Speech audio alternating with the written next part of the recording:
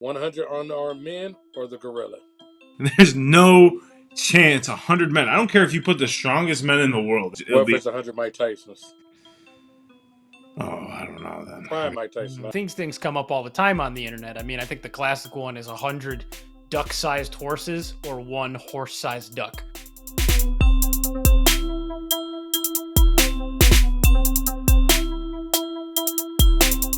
Squad up. Cinco squad back in the house. Fresh off for exhausting, long line. All right, Mike.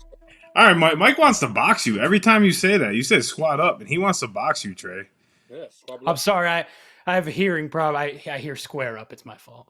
Yeah, he wants to knock you out. Why you want to knock out Trey? Trey's a good host. Because the Dodgers he comes in there with positive energy and everything. Now you always want to knock him out. Like, golly, man. The Dodgers beat the Yankees. The Buckeyes beat the Irish, and I'm sick of it. Fuck, bro. Like, man, leave Trey alone. Let him live.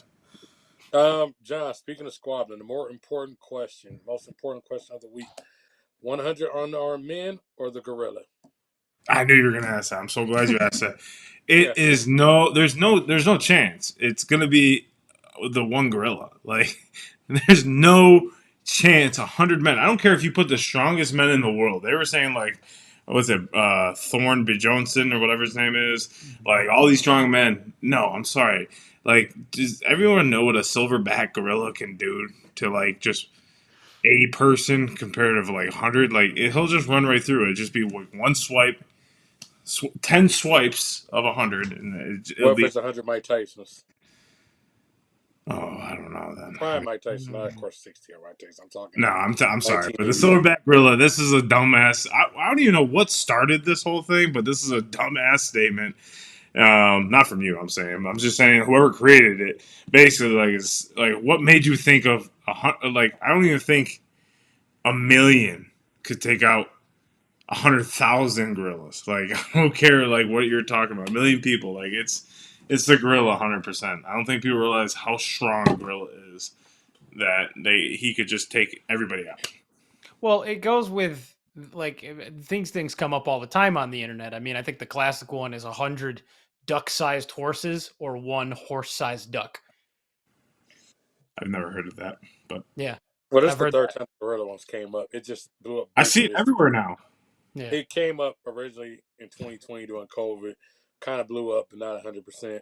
2022, TikTok had some trend and kind of blew up, but not like this one. This one is like literally on the news, like on actual news outlets. So it's been different. So I looked it up. I was like, let me see where this came from. And that's what my conclusion was. That's where it came from. It came from the news? Like a news No, net? no, I'm saying like now it's on the news. Oh, now it's on the news. It came from.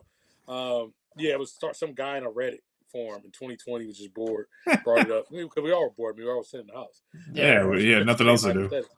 Right. So some dude came up with it. And it blew up then, kind of. So I don't know. It's crazy. So of course I had to ask that. More importantly, in real life news, the NBA playoffs have started and things are heating up. Mike, who's for real? We're almost done with the first round now. Well, I think at the beginning, I think OKC proved they're for real for anybody that might have been doubting the fact that they were, young and didn't have a lot of playoff experience combined and all that. I'm sorry. I know Ja didn't play for did he not play game 3 or game 4? He didn't play game 4 and he got hurt. Not that it would. I don't think it would have helped. Like the Thunder 51 in the game with him in it. So right. So it was incredible to see. Like, and didn't expect Memphis to win the series, but I would think they would have at least grabbed a game. Other than that, Cleveland, the team on your hat, Trey, has proven to me that they are for real. As we expected. Boston and Cleveland more as we expected, like that they were going to be really for real because they have the playoff experience, but everybody was kind of questioning what OKC would look like, and they looked the same as they did in the regular season, which is dominant. No, the Cavs are like dead for real. So, I mean, I felt like they won the other night by 55 to close the series, and I felt like that was them trying to say, okay, OKC won by 51. Guess what we can do? We can win by 55. It was a point where Kenny Atkinson and them were almost still arguing with the refs. They were up 50, and they're like, and Ty Jerome's like literally arguing with the ref about calls, and I'm sure like they're 55 points. Man, these guys are competitive because it's just like I don't care for 50 points. They were up 60 at a point in that game, and they kept going. I mean, OKC seems to be for real. Boston, I still see hitches here. That don't get me wrong, Orlando, Orlando pushed them for a while in the last game and didn't win one. Not that Boston, I think Boston makes the Eastern Conference Finals. I think they beat the Pistons or Knicks, but watching them play, I'm like, okay, I see a path where OKC or the Cavs can take Boston out. So I'm still right now, Cavs Thunder, they seem to be on a collision course. John, who's for real? I mean, like, I don't know why it's such a surprise that Cleveland's for real. They've been dominating teams all fucking year. So when they played the Heat, my Miami Heat, I mean, the Miami Heat are for real, man. They're for real going on vacation. They're going on They're already on vacation. Um, no, I mean, like, I don't know why that's just a surprise. Like, why is so they're for real? They've been playing, and I don't watch that much of NBA. But Trey, I mean, you live in the city, you watch NBA, you watch the team. I mean, this has been the Cavs all year pretty much. They've had a little bit of a lull right in the middle of the year, as most teams do through an 82-game season. But the Cavs have been a dominant team all year. So who's for real? That makes me seem like a team like that surprised you. Like, yeah, of course they're for real. Like, they're number one seed. They're number one seed for a reason. So the team that I think is for real is the Golden State Warriors. They're up 3-1 in the series. They're playing like prime Steph is playing. I mean, Jimmy Butler is obviously doing what Jimmy Butler does when he first comes to teams. He's playing at 23 points a game. He's Himmy. He's Himmy Butler. Like, he does this with teams. He comes into as much as he bitches and complains when he goes to teams, when he exits them, he still is a great player, right? He still averages the 20, 25 points a game. He still can put up good numbers. And I think this is exactly what Golden State needed to get themselves through this tough playoffs. And they're the for real team. I mean, Chef Curry with the pop boy. You got Draymond, running up like Mike Epps. Like I was watching the other day the Mike Epps impersonation of Draymond, like running up and down. Steve Kerr, go get him. He's running up and go, like that. Now, a little inside the curtain for our followers, viewers. Always do remember this is a pre-recorded show, so sometimes what we say can quickly become outdated. At the moment of this recording, the Golden State Warriors are currently losing 54-29. So it looks like unless something crazy happens, maybe headed towards the game 6. But who knows? By the end of this recording, they may flip this. So there's always taking minds. Don't get in the comments be like, these guys are tripping. I know some of this stuff is fluid. I am tripping. Yeah, you are tripping. Mike, the Nuggets and the Clippers. That's been one of the more contested series. Yeah. Are we to take either one of them serious in the next round, since they would be who's playing OKC? No. The winner of that. No, I don't think either of them have what it takes to beat OKC, especially OKC that now has even more momentum than they had coming out of the regular season because they just, destroyed their opponent in the first round. So I don't think, Jokic is obviously going to get his. Like, that's going to happen if you play the Nuggets. Most likely Harden's going to get his if you play the Clippers. We always have to question whether Kawhi is going to play or not play, get hurt or not get hurt. But if he plays, he tends to be pretty good. I still don't think they have enough firepower to take down a more complete team in OKC. Well, let's give a pause here, guys. We have breaking news. I know who will be here or not be here will be Senor Grandpa J. Jamie, where's Giannis Antetokounmpo playing next season? Not in Milwaukee. I wouldn't be surprised if the Lakers make a move for him. Is he a free agent? No, but it'd have to be by trade. It will be by trade.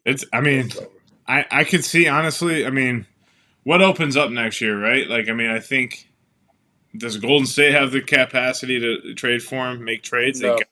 Jimmy Butler, does the Lakers have the capacity to make for it? The Miami Heat have the capacity now to make for him. But as we've seen with Pat Riley, he doesn't do. He does this with Jimmy Butler, but he won't do this with Giannis. That cap space is gone. I don't know. That's a really good question because I don't know who would trade for him, who has the cap space to do so. Trey, you know ball better than anybody in this podcast. Check it out. I feel like LeBron, because he's already a billionaire, would be okay restructuring his contract to bring Giannis in so he can leave LA with a ring. Like, if he was smart, he doesn't need the money at this point. Right now, this year, he could delay it like what the Dodgers have done with Shohei. So you could set a contract up to get paid a shitload in 3 years when he's not even really playing. But who cares? Maybe they win 1 or 2 rings, and they don't care at that point. If the team is starting to fall apart after 3 years, then you make a move on whether you want Luka and Giannis to be long-term or not. But I do think that's the match made in heaven. The Lakers need a big man. They need someone who could dominate the rest of the big man out in the Western Conference. Giannis could probably do that. I mean, if you guys watch the Indiana series, he played bully ball, and the reason why they didn't win that series is they couldn't defend a 7-point lead with 40 seconds to go. They're only the first team to lose out of like how many, Trey? 1,670 games. Well, you got the Reggie Miller game, pretty much. I mean, that's what you got to look historically playoff-wise. The Reggie Miller Knicks choke game. That was 6, right? So this is 7, so it one-ups that. Yes, it's very similar. A crazy game like that. And then T-Mac has that crazy one. The only ones I could think of. Yeah. But do you consider? But to your point, like, do you consider Giannis a big man? Like, he doesn't play. He plays at bully ball, but but he doesn't. He's not a big man. He is a big man without playing the big man game. You know, he's more. He does play a big man game. He plays a lot of center now. I mean, I know you don't watch the Bucks much, but he does play a lot of. He defends the rim like a big man. You got to remember, he's 6'11", 260. Yeah. But he's bringing up the ball most of the time, right? Like, he's bringing up the ball. He's with the Lakers. But so is Jokic. Jokic brings up the ball. He's still a big man. Yeah, I guess he's a hybrid big man, if I want to call him that, because like he's more of an athletic big man in the sense like that he can move the ball up the court, and that's the way I see him. Like where I see Jokic as a traditional big man, where I see Giannis as more of this athletic four that he can really move the ball. I think, to be quite frank, I think Jokic is less traditional than Giannis. You look at Jokic physically and say he's traditional. Ain't too many big men stand at the top of the key playing point guard for real. That's what Jokic is doing. Giannis spends all his time in the paint. He's not shooting threes. Actually, for spacing purposes, he's the guy in the paint. Yeah. Even on their own team, Lopez technically is the center, but he shoots threes. Giannis doesn't. So Giannis actually is their big man. I heard some people say basically back when he was on his run, if you look at Giannis, he's basically athletic Shaq back in the day when Shaq was kind of athletic in Orlando. Mm-hmm.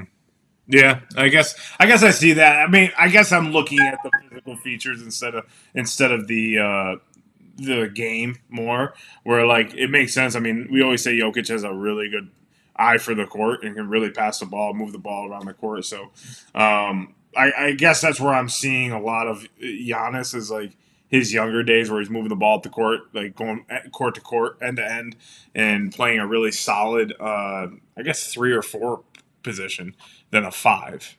But I guess there is. Jokic technically does too. Jokic moves the ball to the court. Goes yeah, I guess that's a good point. Physically looks the part more. So you brought up a team that came to mind to me, which was what about Orlando? I don't think Orlando. The only way Orlando does it, they'd have to trade Franz or something. Well, that's what I mean. That would be. They have to trade a lot of assets and some draft picks. They have a lot of assets. But that's what I'm saying. But you're trading your entire bench for one player, and that's basically you're trading team for team at that point. So Giannis is going to the same team. Houston would have a better shot at it because Houston is sitting on a bunch of picks plus players. If we were to look at that, because Houston right now is too many people, and not a guy to say, okay, you go finish the game. So I mean, that would be one to possibly look at. Other impressive thing from this playoffs. At NBA always got shit all year. Everybody talks about, oh, look at the ratings. But people showed up when it came to the playoffs. The NBA ratings on ESPN are up 13% right now. And the refs have also been letting them play, which I think has helped the ratings.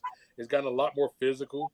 Yes, I agree with you 100% on that. I've been loving that where they're letting guys play where Edwards and like LeBron are going at it, and Ant's like calling for the foul. I'm like, no, Ant, step up and let's go. They're letting you play, so you got to play that game. But I also think they're giving LeBron some calls too, as you probably have been aware of that. No, I mean, since her whole career, I mean that's.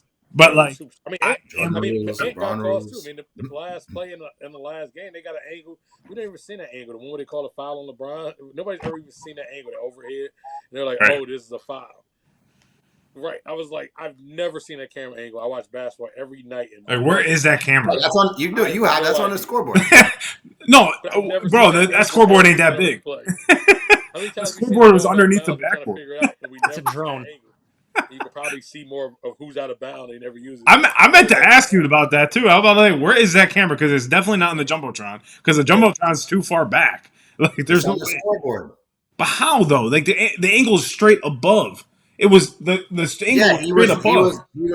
He was to the left of the rim, and that's where you saw it. It got that angle to the left of the rim. That don't make any sense. I don't know where because the scoreboard ain't that wide. I'd have to look at the court again because I mean I've been in a lot of games. Like I said, I haven't seen that angle. So I was It's like, the Phantom of the Opera up in the rafters with a camera. Just Let me ask you something. Don't they have like a camera running this way now along the court in some of the arenas? I thought they did. I've seen that in baseball. Going down third base. I haven't seen it in the NBA. I see it in football. We got the sky cam. That's the sky cam angle in football, which I just never seen. Well, maybe there is something on the rafters because in swimming they have it where you could set a camera that just runs and follows by motion. So maybe they do have one we don't see on the rafters, and obviously it has the capability of zooming in wherever they want to get. Maybe it's something to that. I was just kind of amazed with them having that type of angle. But that being said, things are also heating up on the ice. So far, they're swimming in full hockey gear. That would be awful. Like kayaking with their stick. Just, come on. So far, most of the series are competitive. Most series seem to be going pretty much 6 games, with the exception of the Hurricanes, who clearly and that ended really quick. So, yes. Mike, who's truly heating up on the ice right now? Well, I mean, honestly, the winner of the Panthers Lightning series, I think, might have something to say, just because they're getting through their gritty game a lot sooner. I mean, other than that, like you said, the Hurricanes have been pretty good. They took care of the Devils. That's not necessarily a full surprise because the Devils were missing Jack Hughes, who is one of their better players, if not their best player. Yeah, it's just. I honestly think the Panthers seem to be the most kind of playoff ready at this point. And why shouldn't they be? I think a lot of people, and I know John hasn't, I know a lot of Lightning fans that I know haven't, but I think a lot of people outside of the series have just forgotten the fact that the Panthers are the reigning Stanley Cup champions. So why wouldn't they be ready? And on paper, they got better. So, and I don't think they were. I don't think they felt like they were shown the respect that the reigning Stanley Cup champions deserve by the general hockey community, and so they're out to prove. Well, that technically, they didn't play the way a reigning Stanley Cup champion plays, and they didn't play good this season. They were okay. They came in third in their division, right? And they finished in the game. They made the playoffs, but they were very streaky because if 2 games before the end of the season, they got beat by the Lightning 7-2. So let's not forget about that. And they were on a bad streak going into the playoffs, losing Ekblad, losing Kachuk, losing guys left and right to injury, and finally getting these guys back full streak. It was like the Lightning kind of took their foot off the gas. Complete opposite of the team. The Lightning were streaking towards the end of the season and basically took their foot off the gas. So when you look at like the playoffs, the Panthers are very surprising because they did not look good all year.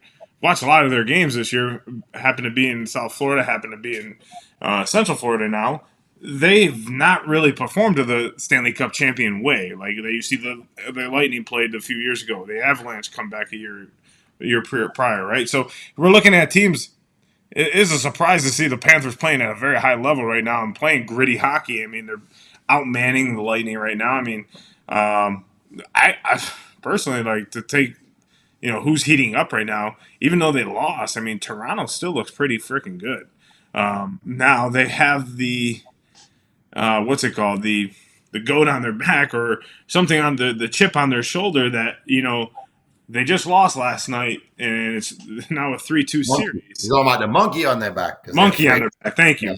But, they are notoriously known as, like, my girlfriend said to me yesterday, what's the pressure of them losing 3-1? And it's like, them losing 3-1, being like the pressure on the bench means that, they're not like they've been in this position before where they're up 3-1 and lost the series. So Toronto looks good, but Ottawa's coming on strong. I think going into the West, I mean, I got to look at the Vegas Golden Knights. I mean, the number 1 seed. They're playing like They want it. They want this. They're gritty. They're playing hard nosed hockey. Every series is 3-2 in the West right now, and it's looking like a pretty solid Western Conference. I think they're going to beat each other up so badly that when they get to the Stanley Cup, I think it's the champion's going to come out of the East. I know it was a mouthful. Sorry, guys. Jay, who you got heating up? So I like what Dallas is doing right now. I think they're really handling their business against Colorado. They look like they have a bunch of contributors, which what you want to see in the playoffs is a lot of guys on different lines getting it done for you, scoring a ton of goals. But let's not undermine that Edmonton kind of seems to have the same personality that they had last year as a team, which is, hey, if we're down, we're going to find a way to come back. They went down 3-0 in the Stanley Cup. They almost came back and completed the comeback. Seeing the same thing here in this series. They go down 2-0 in the Kings. They're down in every single game, but they find a way to come back and win 3 games in a row. And that's not even to attribute to Connor McDavid's play because he had nothing to do with the win last night or night before. So right now you're seeing an Edmonton team that actually has more guys stepping up. If you thought this team had a shot of winning last year, this is probably what they were hoping for. And here's another team that people thought underachieved throughout the season as well. But you don't need to overachieve in the season because look at the Winnipeg Jets. Uh-oh, here come the Blues. Is the President's Cup curse once again as real as it gets? But I kind of love Dallas, Edmonton. I'm not sure if they meet in the next round. If they don't, I kind of like them to clash heads in the Western Conference Finals. I'd like to see the Winnipeg Jets in the conference final or in the Stanley Cup because their crowd is wild. Yeah, like I would love to go to a Winnipeg Stanley Cup final game. Like that would be wild out there. First round. You said it the first year. Remember, we were on the phone. You were like, "Damn, look at Winnipeg! I think I found my favorite hockey team." Yeah, they're wild out there. They know how to party in Winnipeg. So I guess that's a Canadian hockey. Gotcha. So we had a little bit of time now to step away from the NFL draft and actually sit here, think on it. Come up with some opinions. As a quick question of Mike, you're our video game expert here. Okay, last year's NCAA cover was Travis Hunter. He went number 2. Donovan Edwards went undrafted. Quinn Ewers was a 7th round pick at 231. Are we going to start to see an NCAA thing where it starts to become a curse, jinx type thing like the Madden curse? 100%. Even if it's not true whatsoever, like really the Madden curse really isn't a full thing because it was only an actual thing, like only like maybe half the time, and that's all happenstance with injuries and stuff. But yes, sports is superstitious. Video game players are superstitious with some of their games, so it's just going to come together, and we're going to start getting. If one little thing happens to anybody that ever gets on the cover, there's going to be a whole group of people that cry EA college football curse. Like, it's just going to happen. It always happens. Yeah, I can see that. Don't do that to the kids, Mike. Don't do that to the kids, Mike. I'm not wishing it upon them. Just yes, you are. Not wishing. There's always a group. There's always a group that calls. You're such a golly, Mike. Evil. Come on, Mike. God damn it, Mike. They're kids. God damn it, Mike. Let them live. Let them live. Let them live. They can. Yeah. I'm not saying they're gonna die. I'm just saying they might. I mean, Jesus Christmas. I hope not. Wow, that's harsh. Well, to keep with this negative energy, Jay, who was a big loser from the draft? Well, as we're on the somber road. Who was the loser from the draft, Jay? Oh boy, who is a loser from the draft? I don't know. I feel like the Falcons didn't take advantage, and obviously we know the mishap that happened with the Falcons, costing the franchise, costing the coach $100K, and then the whole fine. We know about that. I just found like they missed when they had an opportunity to take somebody of the need position, right? And they needed a pass rusher, and there was people on the board, and it didn't seem quite to fit what they were thinking. So I feel like the Falcons, who had the most room right now to try and make a move for it to work now, because the NFC South is pretty much just them and the Bucs. If they didn't shit it away last year, they would have been in the playoffs. So they really might just be one piece away from winning it to get to the playoffs. They just confused me. Like, I didn't understand reviewing that draft why they didn't address that need. Get the best pass rusher available, and they didn't. They kept passing on him. So I don't know what the GM was thinking, or if they had different ideas than the common folk that realized there's a glaring miss in the defense right now. but they confused the shit out of me. So I think they really mishandled what they should have done. Well, they think they did. Why? Honestly, they think they got the Falcons- best pass rusher. Why? Who? You think they did? Yeah, I don't necessarily think they Yeah, did. he I'm doesn't, saying but they they think they did. I They think Jalen Walker's the truth. well, good luck. Okay, so you know what? The Falcons are really losers. And the Falcons are the losers of this draft because we have to spot our guy, Jeff Albridge. Let's talk about it, Jeff. You, your son Jax, and all these other assholes who decided we're going to start calling draft picks and trying to ruin their days by trying to cause pranks. Now, in the case of Jeff makes roughly $800,000 a year after taxes. He was just fined $100,000. So his son cost him 1/8 of his damn contract money after taxes because he wants to go be a fucking asshole and a dickhead and start trying to do pranks. Then we hear about Abdul Carter getting pranked. We hear about several other players getting pranked. What is wrong with you idiots? Like, come on. This Or must be Cooper the best day of DeJean. life. Like, how childish do you have to be, Every bro? time I look up, it's a list and it's getting longer. And I'm just, so for me, the loser draft is all these dumbass idiots who sit on their couch trying to sit here and call pranks on people. All of you. Hey, isn't that such a Can I say something on that? Can I say something on that? You know, yes, I agree with you 100%. That is a very dumb thing to do. But the worst part about it is that your fucking dumbass friends were videotaping you and then posted you to social media.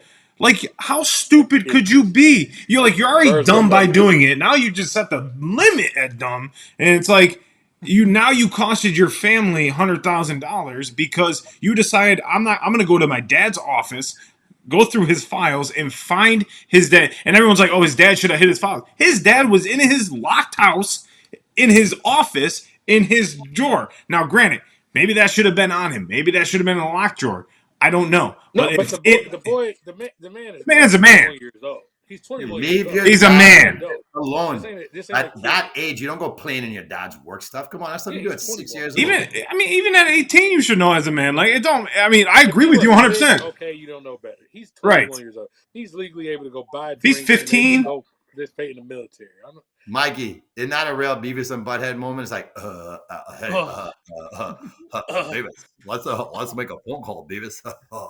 It just angers. You know what angers me is the fact that that they'll never have a moment like that, and they're spoiled, entitled kids that just don't ever understand that their daddy and mommy has fed them and through life and everything like that, and don't understand what a hard work is. And even if you're drafted in the 7th round, this is what the NFL draft is about. You see all these guys be emotional, staying in the green room till you're picked, dapping everybody up, being happy that you're there. They don't understand about that because they never had to work for anything in their life, and that's just a sad part about it at the end of the day. So it's really sad to see that happen. It's sad that his dad's got to basically wear the egg on his face because of it and say, here's $100,000 NFL, and then basically be looked at maybe as not another defensive position or a defensive coach because his son may cost him something or cost the team $350,000. So that is the worst part about it. But I do credit Shedeur Sanders for handling it like a professional, answering the kid's call. I don't know if he forgave him, but in an interview, handled it perfectly, handled it like a professional. Answer that man's call because at the end of the day, you just said Shedeur handled a certain way. Shedor's 22, he's 21. They're the same fucking age. So at the same time, but I gotta give him credit. He could have handled it different. No, I'm not knocking Shedeur. I would say because you said the kid. I'm not calling him. Oh, I got you. That's where people get away with this. Him and Shedeur are the same fucking age. I'm like, that's not. Hey Trey, you know what else was a real head scratcher? And I want to throw this to Mikey to see what he thinks about this. Is you have Tom Brady sitting there advising Vegas on what to do. Apparently, he's been working out Sanders for a long time, so maybe that's his guy. But obviously, he doesn't like the kid. He passes on him in every round, and they also pass on a quarterback in every round. So, what does the Raiders quarterback room look like right now? Gardner Minshew and Aiden O'Connell. That one was Geno. Geno Smith. Smith. Geno Smith. But to me, it's like you should try and bring someone in to be a solid backup. You really think Gardner or Aiden O'Connell at this point is going to back him up the way they would hope? And you also have to take into account that you would hope Geno could stay healthy. I would much rather have a rookie in there competing with the rest of the guys, really making them sweat for their position on the team as the backup quarterback, because then maybe you have the competition you need in the offseason. So this guy is ready to go if something happens to Geno. I just thought perfect I didn't get it. I thought Sanders was definitely going to them in the third round if he had passed the first and second round. And I guess Brady didn't like him. There's something Brady saw that nobody else didn't see, I guess. I mean, I think it's a win now moment. I mean, you got to go get Ashton Gentia. You got to have a solid running game behind Gino. Like, I don't care what anyone says. If you don't have a solid running game, you don't have an offense. You're not going to let Gino go out there and throw the ball 60 times a game and win the game. You have to have a solid running game behind him. I think they addressed some good needs in there. They got a few offensive tackles. They got some defensive help. I mean, I don't think and they did get a quarterback from North Dakota State. I mean, Cam Miller. So, I mean, he may have saw something in him versus Shador that they didn't like for their system, or they liked better for their system. So it's all about system at the end of the day. And if anything, Brady is a system quarterback, right? So if he didn't go to the Patriots, who knows if we're talking about him at this point, right? Tampa, Brady. Throw the ball, boy. 40 times. So, Mike, who was the loser in this draft to you? Well, before I get to my loser, I just wanted to give a shout out to a winner that I don't think his praise is being sung enough, and that's Maxwell Harrison. The fact that he stood there and dapped up everybody and congratulated everybody while he waited to be picked and finally got his opportunity to be picked by the Buffalo Bills. And so I just thought that was really cool because you don't always see guys at the draft be so, friendly and be so humble to be able to congratulate all the guys getting picked ahead of him. I mean, I'm sure he has the confidence to think he can be one of the best players in this draft. If you don't, then what are you doing? But to see that, I thought it was kind of a heartening moment for me to keep seeing him, show that there is love amongst these guys. But as far as the losers of the draft, I think you guys have all made great points. But the real losers of this draft are the losers of most drafts, and that's the Cleveland Browns. Because you reached for Dylan Gabriel in the third round, then you decided to pick Shedeur Sanders, who you clearly don't think very highly of, or you would have picked him higher. And now you've created such a tornado storm in your QB room. You have 5 quarterbacks on the roster now, including Deshaun Watson, who most likely isn't playing this year, but you're still paying a boatload of money. You've got Joe Flacco, who knows he can be the starter. You've got Kenny Pickett, who says he's going to be the starter. And now you've got 2 rookies who both expect that they can be the starter. So who's going to accept being the backup at this point? And who's going to stay on the team? You're going to have 4 even with Deshaun not playing this year, right? Take that. You still have 4. Who's not making the team that you've already invested in? So at this point, I feel like you've wasted. Okay, so I'm going to stop you right there. So I don't think that they did not go after what they should have. I mean, Mason Graham was a great player in that position. It's good to have a good help by Myles Garrett, and Myles Garrett actually put his 2 cents in and said to draft him, which obviously he signed a guy for $42 million a year. You're going to listen to him. But I don't think they addressed their needs. Like, I need an offensive line help. And they didn't address any of that. They didn't go get themselves. They got themselves a tight end, a receiver, a linebacker. They didn't address the needs, in my opinion, what they were looking for. I don't care about them drafting the 2 quarterbacks. That's fine. Competition is great. Whatever. But, I mean, it's the Cleveland Browns. They've had 77 quarterbacks in the last 10 years. So I'm used to this at this point. But you didn't even address what they needed on the offensive side of the ball, which is an offensive line. That is what you need. And no matter who's playing quarterback, they're going to be scrambling for their life. And now they don't even have a star receiver. Or do they have a star receiver in there? Who's their star receiver? I mean, I guess the closest thing from Dallas.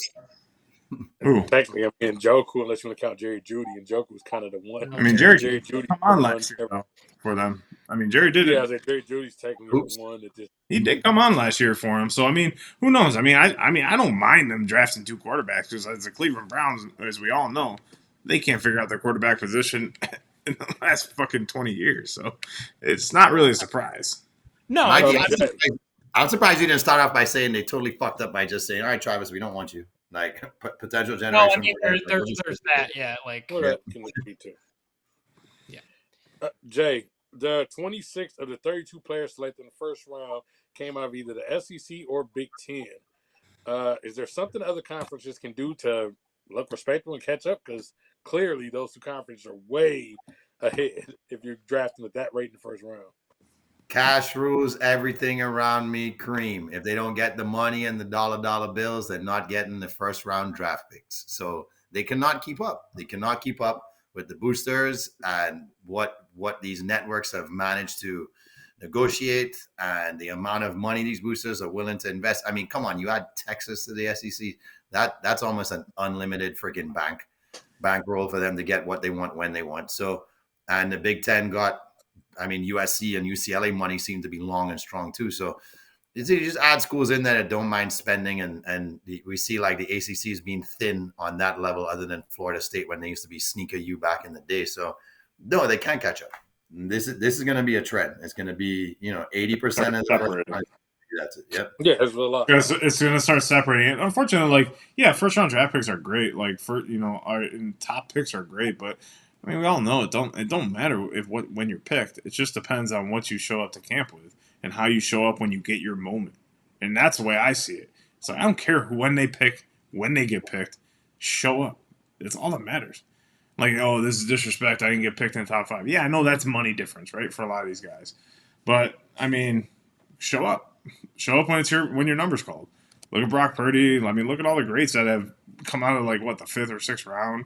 And it's like, yeah, I mean, show up. And that's all that matters. I think the college game, I mean, is going to continue to do this. And, right, we're going to see, I don't know, I can't name a small school, right? Memphis or something is going to continue to fall back that way, where Texas is going to fall this way. That's always been the trend of college football at this point. But at this point, if you're drafted late, take that as a chip on the shoulder. Say, okay, I'm gonna make them earn me, in that sense. So, speaking of earning stuff, Liverpool, Jay. They earned. All right, next topic. I'm joking. We've acknowledged Liverpool. Moving on. That's the guy that still says "Go Birds" 4 months. Go Birds, baby. Go Birds. Well, I can say it until the next championship. Thank you to a dreadful Tottenham team who seemed like they were ready to compete against Liverpool last weekend, who decided, you know what, we'll just let you guys win. No, it's not let. Liverpool dominated the Spurs in the second half. 5-1. Beautiful, beautiful way to wrap things up. Thank you for Arsenal for doing Arsenal things as usual, which is shit in the bed at the end of the season. So that means we clinch with 4 games to go. No pressure with the guys. I do wish we were in other cups, because now we could center our focus on winning maybe the Champions League, where we messed up on a penalty shootout. But what a display of great football. And here's what was really touching, guys. At the end of the game, every single fan in there was singing at the top of their lungs from their heart that we'll never walk alone, as the Liverpool players are arm in arm singing along with the fans. And, a lot of fans said in the comments, thank you for doing this one for us. And it felt like that. This one felt like it was for Klopp, who just left and handed over the freaking baton to Arne. And the rest of the fans kind of felt like, okay, this feels like it's Liverpool's year. And they really felt like, I don't know. I watched so many games in the past, but this season really felt like they were doing it for the fans. And I loved how the fans embraced that. And Mo Salah leading the Prem with 28 goals, most in his career. We do need to bring in a striker. There's some talk of Harry Kane, which would be insane if they bring Kane in. Give us the Prem twice in a row. Last team to win the Prem twice in a row, Manchester United 2007, 2008. Let's go Liverpool. Let's not make it a 20-year drought. Let's go Liverpool. Way to go, boys. We are the freaking champions. Yeah, boy. All right, let's keep positive energy.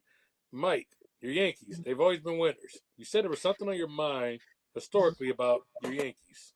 Well, it is unfortunate that this actually falls on the negative side of Yankee history. But so it was a game.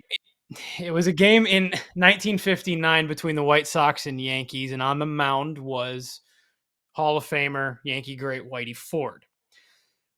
He took the mound that day and proceeded to give up 3 runs on his first 4 pitches.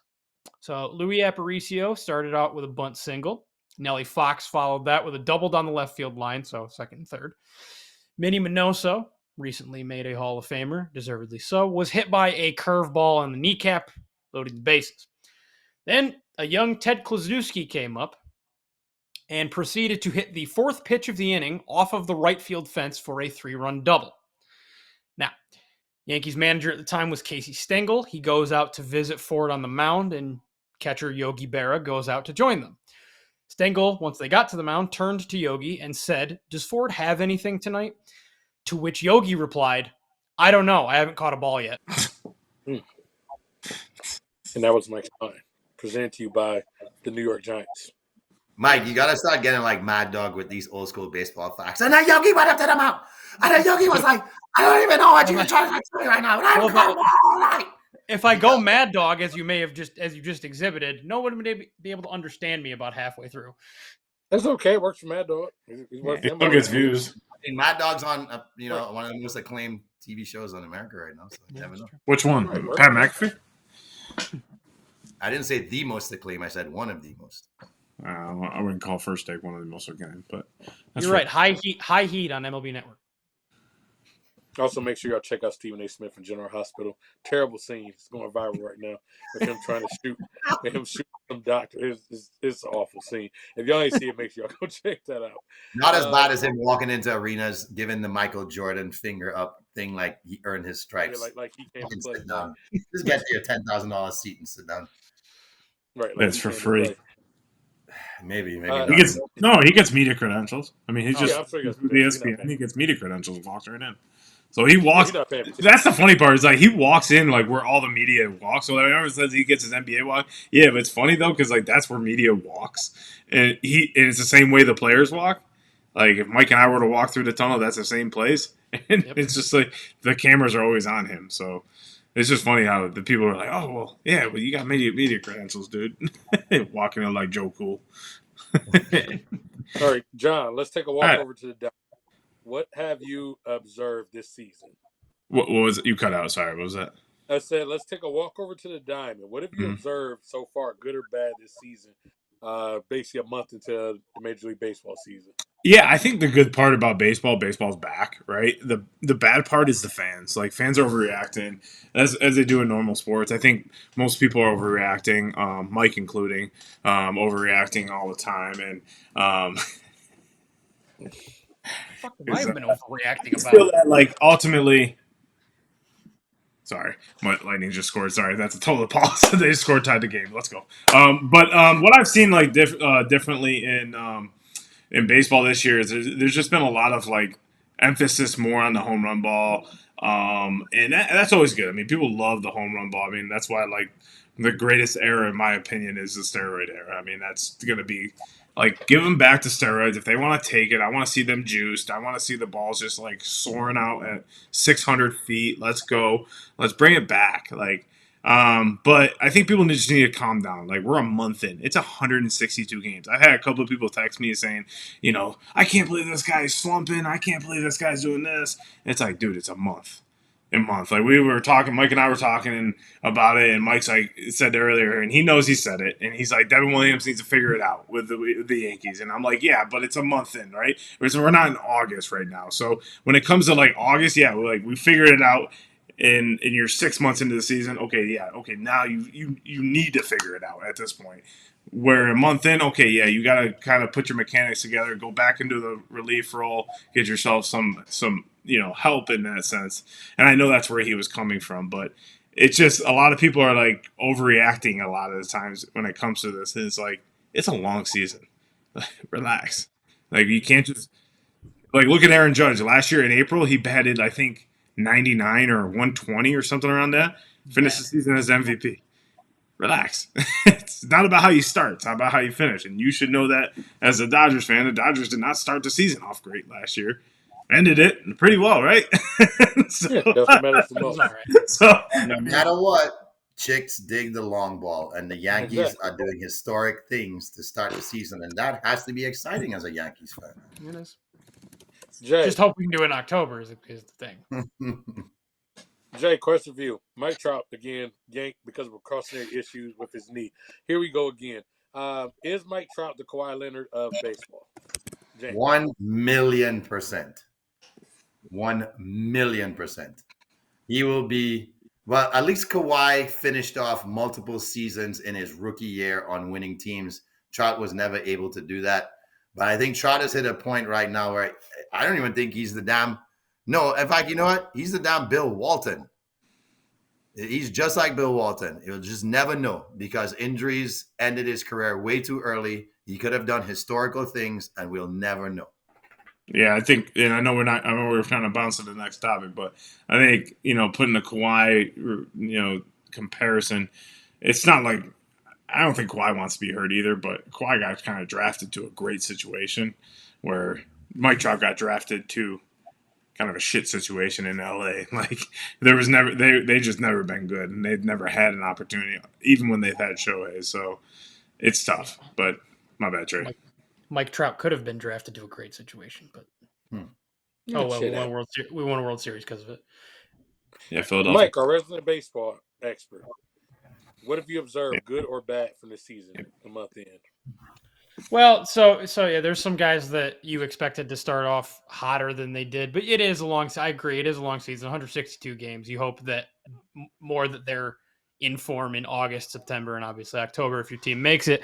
The thing that's kind of stood out to me is, well, one, the West, the NL West is way competitive. Like that's the best division in baseball right now, and good for those teams because they're keeping up with a team that we expect is going to continue to get better as the season goes on. And the Dodgers that went out and spent a boatload of money that they had to reinforce an already world championship level team. But what the hell happened to the Atlanta Braves? Did I expect that they were going to, They're look terrible. like world beaters? Not necessarily. I thought they'd be competing with the Phillies and the Mets for what they spent.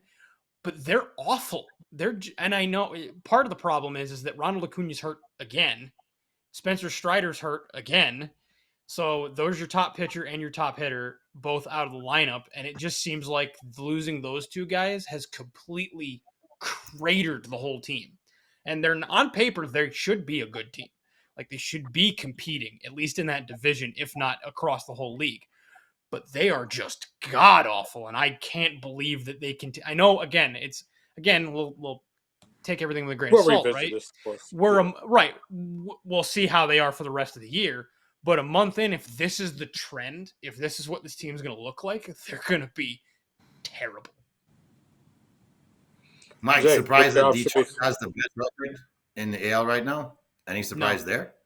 No, I don't think they will have the best record in the AL by the end. And I'm not even saying that because I like the Yankees and I think they can do it. But I think Detroit's one of those this year's young team that's going to start off really well. Might, kind of fall off a little bit mid-season and might make a run at the end of the year. I would not be surprised if they make playoffs again because they have put together a good team. They are young, they're hungry. They brought in some good veterans to help bolster the lineup and the rotation and the staff. I think they're playing to their peak right now. Are they the Seattle Mariners of last year? No, I don't think they fall off that bad. Okay. I could still see them making a wild card spot. Or winning that division. That division's up for grabs, so I think it's going to be up. Well, I mean, last year they were streaking at the end going towards the playoffs. So, yeah, in a way, I'm not shocked that Detroit has started off good. Jay, what are your observations so far? It seems like the Terry Francona thing is working out pretty good in Cincinnati so far, even though that division isn't uberly competitive. They're sitting a couple games over 500 and competing to win that division. So that's good for the Reds. I know the Reds are aching to be a winning franchise again. They have a super exciting young player on their staff that everybody thinks is going to move to one of the New York City teams. So we'll left that to be seen in a couple of years from now. But, I think I said one of my surprise teams was going to be the Kansas City Royals. They're kind of sitting there at 500. They're starting to play a little bit better. They started off the season pretty bad, but I'm kind of liking that maybe we're going to see a Yankees Red Sox, battle for the AL East that we haven't seen in a long time, in a couple of years, based on Boston kind of being pretty inferior over the past couple of seasons. And prior to that, the Yankees also rebuilding. So nice to kind of see that rivalry rekindle, and maybe it does become what it once was, where they're both fighting to win the AL East. I like that for baseball and excited to see that this year. And looks like the Mets and the Dodgers are on a collision course for the NL pennant as well. So barring bad injuries on either side of the ball, which the Dodgers can sustain, and I guess the Mets can from some standpoint, depending on who gets injured, that's kind of looking like how the Eastern basketball looks like. It's a Cleveland, Boston, like just everybody just let Cleveland and Boston play for the Eastern Conference title. I think it's going to be the same way with the Dodgers and Mets. I mean, that was one of the things I kind of looked at too, was those two clearly are on a collision course. I mean, they were there last year. the Dodgers and Mets, and it seems like they're headed there again. Also for the Dodgers, Yamamoto is real. I mean, the guy has a 106 ERA and 5 starts, and I mean he hasn't had any run support, so he's only 3-2 right now. But it ain't his fault. Like that guy's out here balling. So the rich get richer again. On the other side, the poor get poorer because the White Sox are still fucking awful. So that's been kind of bad to watch that. Also, the Rockies, they were worse. So it was crazy. I thought with the White Sox, I said, okay, well, they'll continue to do White Sox things and pray for that fan base because it's got to be rough if you're a season ticket holder that to do this a couple years in a row where they're clearly not going to be good. So those have been my kind of, quick observations. But it's never too early to, get ready to crown a champ. Oh, I just have one thing. The White Sox do have one thing going for them. They have some fire-ass City Connect jerseys. They went with you know how you always see like all the basketball team, NBA team switches colors with the baseball team and vice versa. You like see like the swap colors on Instagram. They're doing that with the Bulls. So they're having they're doing a 94, 93 Bulls City Connect jersey. So it's gonna be red with the Chicago lettering like the Bulls, black pants with a nice dope hat. So I do like that. But no, that looks good. No, it makes sense. I have to check that out. Real shot. Makes sense. Yeah, I got to check that out. But it's time for me to check out my next victory and stump the squad, fellas. Everybody get ready for stump. Stump the squad. Yes, sir, ladies and gentlemen, boys and ghouls, goblins, and everything in between. Thank you for making it our favorite part of the show. If you guys have not liked, subscribed, and commented at this point, please go ahead and do that and play along with us and let us know how good you are at sports trivia by saying you guys suck and I rule. You get it right, give yourself 2 points. You get it wrong, -2 points. I'll let John kick it off this week. Alrighty, so the most playoff career goals goes to Senor Patrick Kane. How many goals does he have? 50, 53, 56, 62. 56. 56. 53. Today I have successfully stumped The score. Grandpa Jay and Trey. It is 53 goals. Mikey with the hockey knowledge. He was a Ranger. He didn't. I don't think. He scored a few. A few of those came with the Rangers. All right, Most Mike, of go them ahead. Go ahead. All right. Go ahead. At the 1982 World Sports Masters, which of the following won a 60-meter sprint against each other? A. Pele. B. Sugar Ray Leonard. C. Bjorn Borg. Or D. Wayne Gretzky. So they all raced each other is what you're saying. They all raced in a 60-meter sprint. Who won? Bjorg. Pele. Bjorg. Give me who was B again? B was Sugar Ray Leonard. Ooh. Bjork sounds so tempting, but give me Sugar Ray. This week I have successfully stumped the squad. Jeez. It was Wayne Gretzky. Wow. Nice one, Mikey. Didn't see that one coming. Over to you, Grandpa Jay. All right, gentlemen. Out of these great Denver Nuggets, can you tell me which one has the least amount of 40-point games in the playoffs? Is it A, Nikolai Jokic, B, Alex English, C, Jamal Murray, or D, Carmelo Smello Anthony? Jokic. Melo. English. Put some respect on his name. It's a Hall of Fame. John's Melo, English, and Jokic. We don't know who you're pointing at. I have successfully Yes. stumped Mike and John. It is Carmelo Smello Anthony. Put some respect. I put some respect on his name because I knew that was the answer. No, don't call him Smello. He's just jealous. Okay, Oh, fine. you know, Carmelo I thought you Marshmallow were saying Anthony. because I picked it. I was like, I knew that was actually the answer. So you're saying Actually, he's Melo? Score Okay, update. Score update. I'm at -4. I'm at -4. Mike's at 0. I'm at 0, yeah. Trey, you're Trey at Trey's at 0. What am I got one right. Yeah, I would say I got one right too. 0. And one wrong, so you're at 0. Okay. Hold on. Does he answer 3 questions, right? I answered 3. So you can't be at 0. So You got one right, two wrong. Minus I got two. one right, two wrong. Mike, same thing as you. What you get? Two right, one No. wrong. I've only answered 2. That's right. So you're at 0. Gotcha. I'm at -4. You're at -4. Trey's at -2, and Mike's at 0. Okay. So we get all tie. Let's go. Okay. How many times in NBA history has a franchise had back-to-back Rookie of the Year winners? 3, 5, 7, 9. Yeah. 5.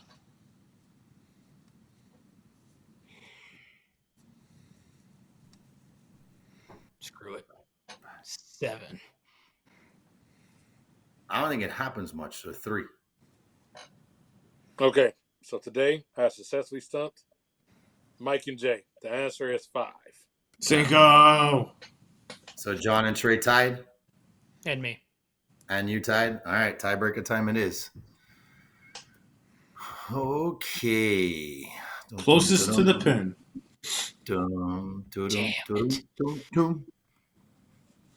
I got the tiebreaker. I can say it. Yeah, No. right. Sit I had the one. hell. I had one too. Sit the hell back and relax. So let's see. It doesn't happen often, but it made me think about it because Wemby and Castle Castle was just just back-to-back. How did they win back-to-back Rookie of the Years? They had The players franchise. that won The franchise went the back-to-back. franchise. Oh, so I totally misunderstood what the fucking question was. So I just guessed. Oh, you were going how many players? I was like, I was so confused. I was like, how is a player No, yeah, the back-to-back franchise had rookie? No. Like maybe No. got halfway hurt or something. No, Like the franchise had back-to-back. They did. Before that, Cat and Wiggins were the last one before that. I forgot. Score update on a side note: Panthers scored on a shorthanded goal, 4-3. Bastards. Oh. And the Houston Rockets are up 27 on the Warriors. Just where they want them. Yeah, just they want to look like shit out here. Cool. Hi, gentlemen. Can you tell me between the years 1949 and 2025? This is considered. So they've mumbled all the teams who were the Warriors. So in this Warriors team playoff history, how many playoff wins does the franchise have? Less than LeBron. But remember, that stat was since '96. So I'm saying from 49, from all the history of the franchises that have been the Warriors, San Francisco, etc. How many playoff wins does the franchise have? 360. 360 versus 410. 410. Second guess. James is gonna have to do some serious math here. Oh, simple math. Closer. Let's go 230.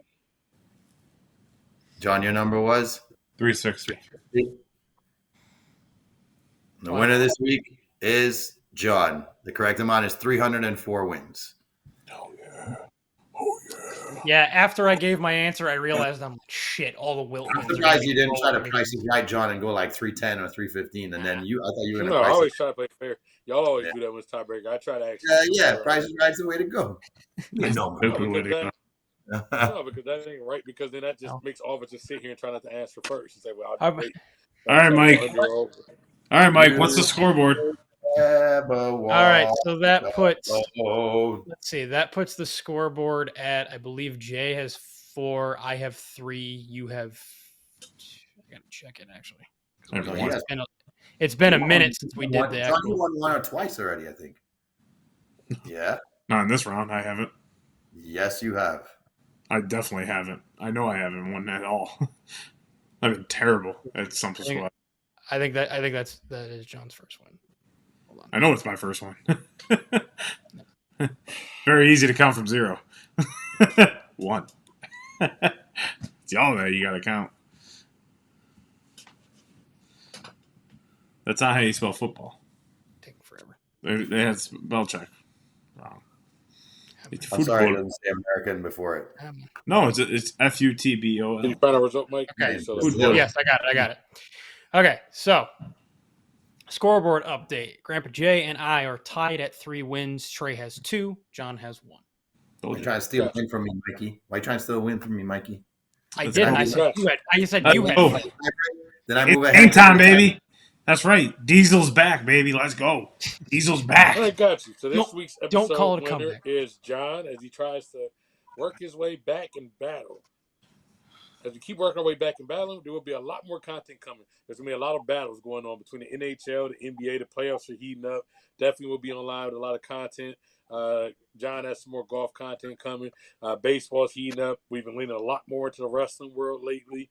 So definitely make sure you like, comment, subscribe. All of our socials, Cinco Squad Pod 05.